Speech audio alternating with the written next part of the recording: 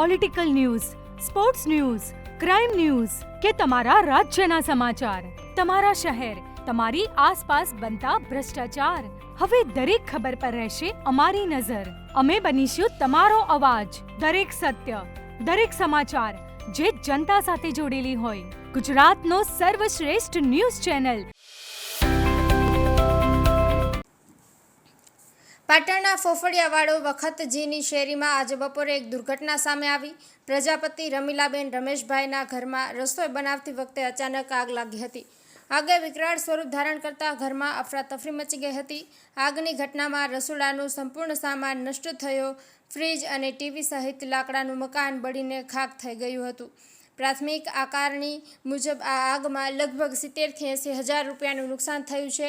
આગની જાણ થતાં કોર્પોરેટર ભરત ભાટિયા અને મહોલ્લાના રહીશો તત્કાલિક ઘટના સ્થળે દોડી આવ્યા હતા. ફાયર બ્રિગેડની ટીમ પણ તરત જ રવાના થઈ, પરંતુ શેરીના રસ્તા સાંકડા હોવાથી ફાયર ફાઇટર ઘટના સ્થળ સુધી પહોંચી શક્યું નહીં.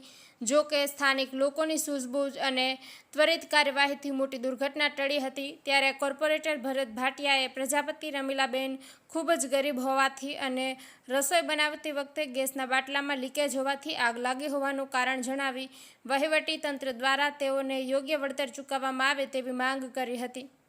કમલેશ પટેલ, પાટણ.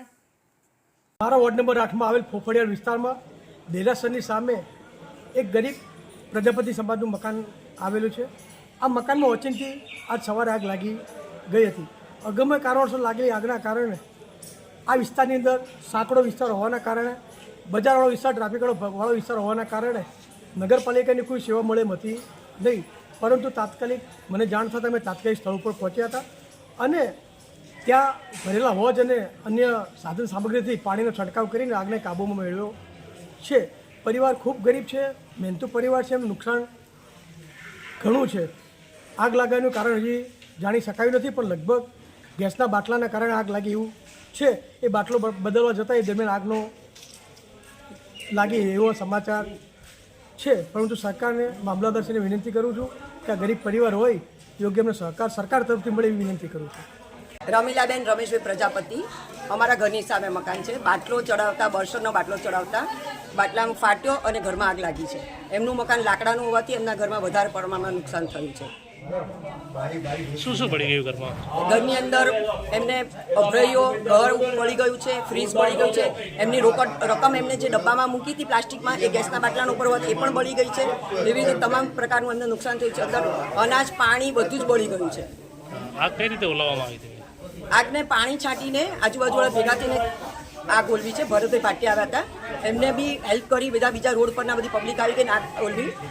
ફાયર બ્રિગેડનો બંબો બોલાવ્યો હતો, પણ એ બંબો અમારો મહિલાની ગલી સાંકડી એટલી છે કે અમે આવી જ નથી શકતા. એટલે મને હજુ બી હું બી સુધરેવાળાને એ જ વિનંતી, બાટલા ફાયર બ્રિગેડના બંબા એવા થોડાક બનાવો કે તમે જે ગલી અંદર પહોંચી શકે. અને આ અમારા મહિલામાં બીજી વખતનું થયું છે. આની પહેલાં અમારે તૃપ્તિ ચા કરીને એક જણનું મકાન બળ્યું હતું, ત્યારે પણ ફાયર બ્રિગેડનો બંબો અંદર આવી નતો શક્યો અને હું તો આખું ઘર જ બળી ગયું હતું આમાં.